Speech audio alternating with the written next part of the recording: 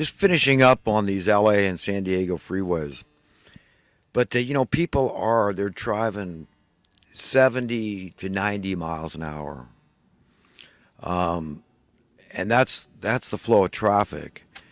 And the thing is that sometimes it actually seems fairly safe, but I kind of don't like it because it's so stressful. I mean, people driving so fast all around you. I mean, that's pretty fast, but they seem to be getting away with it. I mean, they can be stopped at will by the highway patrol, but I don't like it. I really don't really. My car feels comfortable at those speeds. It's good size, full size sedan, and and it really likes driving like that. And it doesn't feel like you're going more than 50 miles an hour when you're doing 80 something. But with the flow of traffic, I'm not saying I'm a speeder, but anymore. But sometimes I guess you can get a little carried away and with the gas pedal. But anyhow, I just wanted to put that out there and just thinking about the importance of having law enforcement protecting us out there and just their presence, how important that is. So that's a job that's never going to go away as long as people are driving cars. Even though that's an example of a job that revolves around a problem, the problem is unsafe driving. Um, you got these road rage incidents. Everybody saw that bus or that semi truck that ended up turning over. He got pissed off at a driver and showed him who's boss with his big rig and ended up losing control. Nobody got hurt. That's why I'm laughing a little bit. It's like these things are happening every day of the week.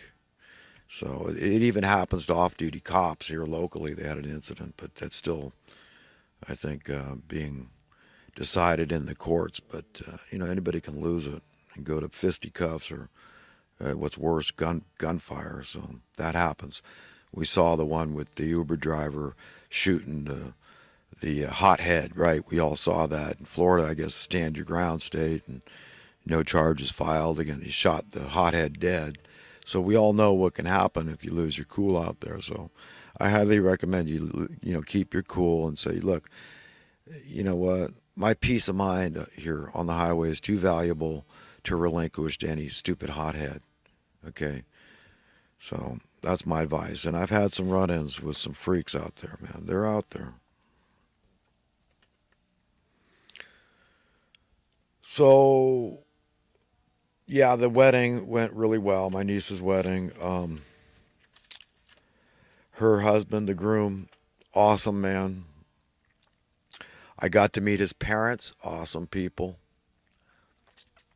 Uh, I got to confess that it was pretty white wedding. One of my daughters is married to a Filipino American guy, and hey, I could care less about his color. It's beautiful.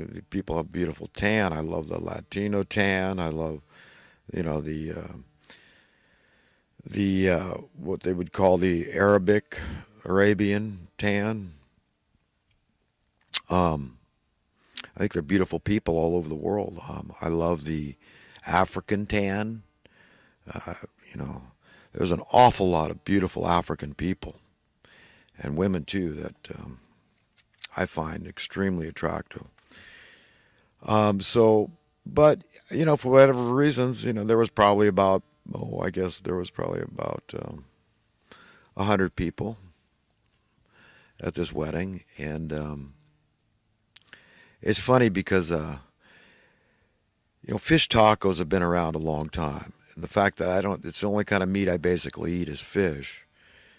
I've always wanted to try fish tacos, and I mean I've been hearing about fish tacos for decades and decades. It seems like, but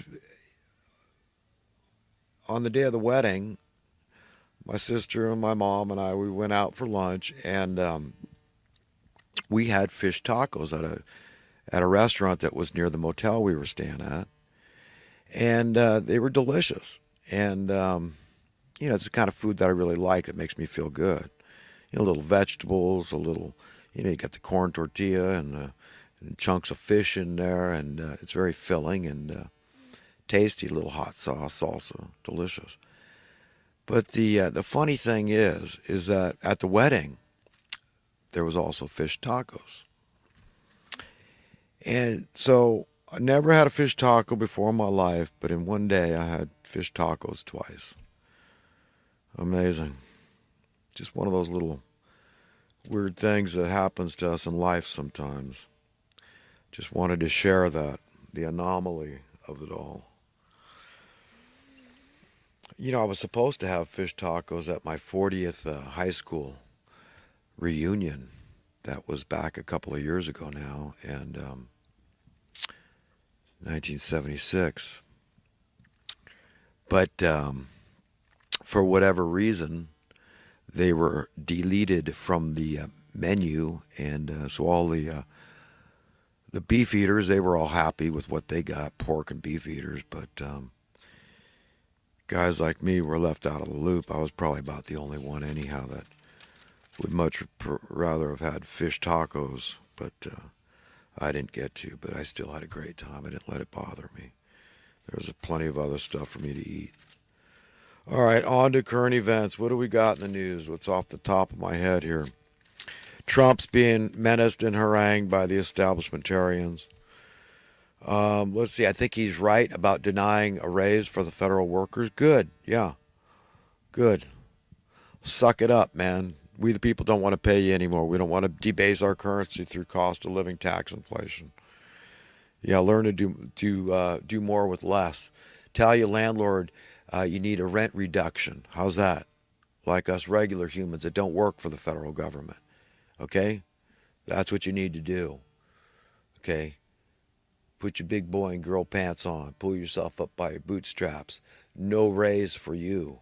Good. We need to pay off the national debt. Have you heard America's in debt? So I'm glad Trump did that. That's as much as I support fair pay, and I do.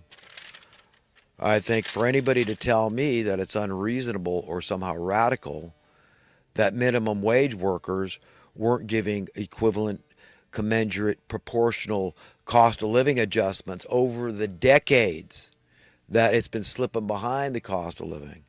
Okay, you think I'm radical for saying that? No, this is so obviously a scam, to thieve, to steal from people, to oppress people, to take their freedom.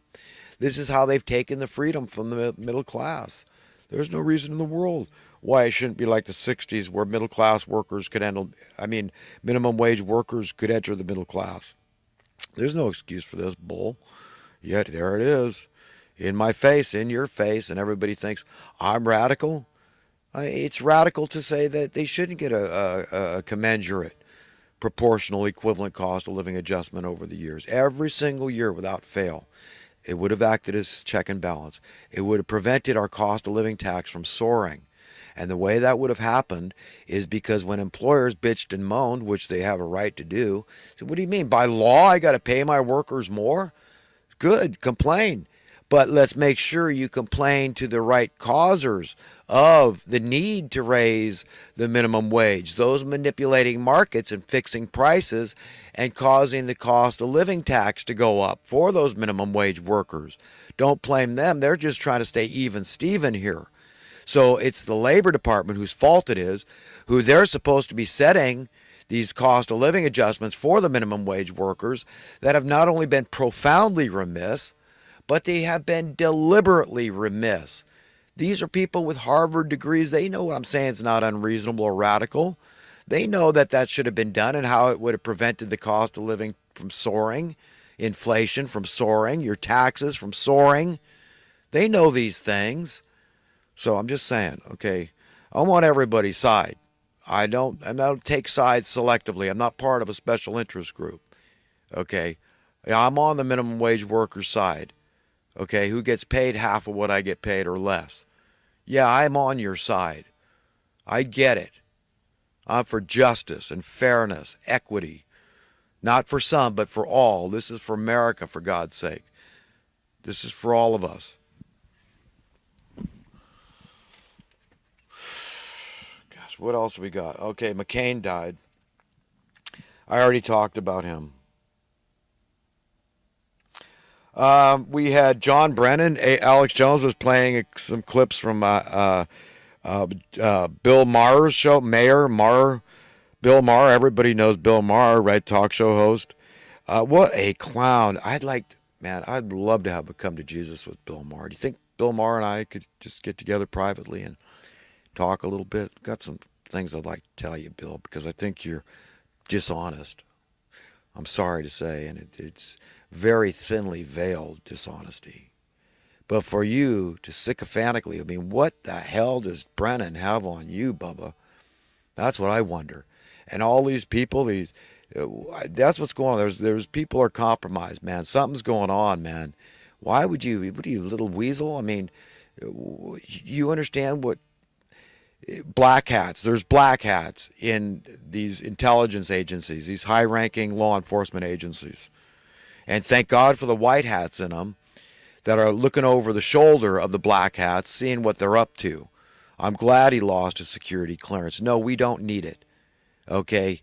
You're the ones that said it was A-OK that John McCain met intimately, John McCain's words, with ISIS and ISIL, these freedom fighters, okay, and helped them secure weapons. And this is okay. Benghazi and Hillary Clinton, that was okay, and the leaks of her emails, and you know what happened there with the ambassador being murdered, and what's happened in Iraq with Saddam Hussein being murdered, and you know Libya and Gaddafi and all that. I mean, you people are sick. You wanted to do the same thing with Assad, and I'm supposed to say that, hey, you know what? You say anything against John McCain and what he did. I mean that any of his thinking was askew. Okay, listen, and this is coming from a guy that really used to like John McCain. In the 80s, when I was in my 20s, I listened to John McCain and I liked what I heard. Okay, something happened. Okay, something happened to John McCain. Okay, and I did not approve of what he was spewing anymore. Okay, I'm sorry. If you don't like it, that's tough. Okay, but I don't own John McCain. I'm not condemning John McCain. Okay, we'll all stand before our own maker and answer for everything we did in our lives, our thinking, our belief system, and all the things we failed to do. Okay, what was our guiding light? Who was our guiding light?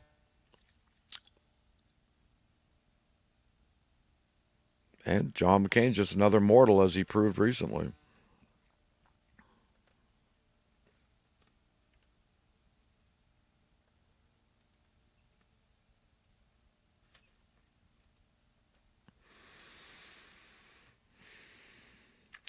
I mean, you know, the media wants to exalt him as this war hero. Well, are they exalting my dad as a war hero? A guy that joined the Marine Corps as a teenager during the Depression to go kick Hitler's ass, put his life on the line. What's the mainstream media got to say? Well, where's my dad in this equation? What's so great? What did John McCain do for America? Keating 5, look it up. He was in on these bankster swindles. Okay? My dad never was. But yet the mainstream media is going to exalt this clown. I'm sorry. God forgive me. And anybody that just adores John McCain. Okay? But I'm sorry. From what I know, he turned. I believe he was a white hat in the 80s and something turned. I don't believe he was a white hat anymore. I'm sorry if you don't like that opinion, but that's my opinion.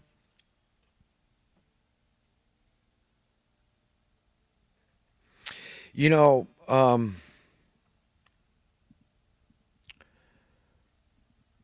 Trump could really do a lot to change the status quo, the establishmentarian trajectory, this descent into hell, death and destruction, and ever growing wealth imbalance. There's a lot of things he could do, and you know he could push hard for a complete economic reset. And I'm talking about on the level that JFK was doing it. That we have a new currency that Trump could literally initiate and circulate a new silverback currency. Okay? Trump could do that. sound money, where it does go up in worth, real capitalism, true capitalism, supply and demand, free market capitalism, where automatically, naturally, organically, your money, your currency will continue to increase in worth. To what end? Well, put two and two together, to freedom, to financial freedom, through prosperity for everybody. Do you understand? That's radical, but that's very biblical. That's the will of our parents. I'm absolutely 100% sure they want us free. Remember, it's not God that's charging us the cost of living. Okay? That's man. Private and governmental entities that are doing that to you. But he could do it. He is a smart guy, and he knows what I'm talking about here. He knows damn well. And I guarantee he'd be a shoe-in for 2020 if he bumps up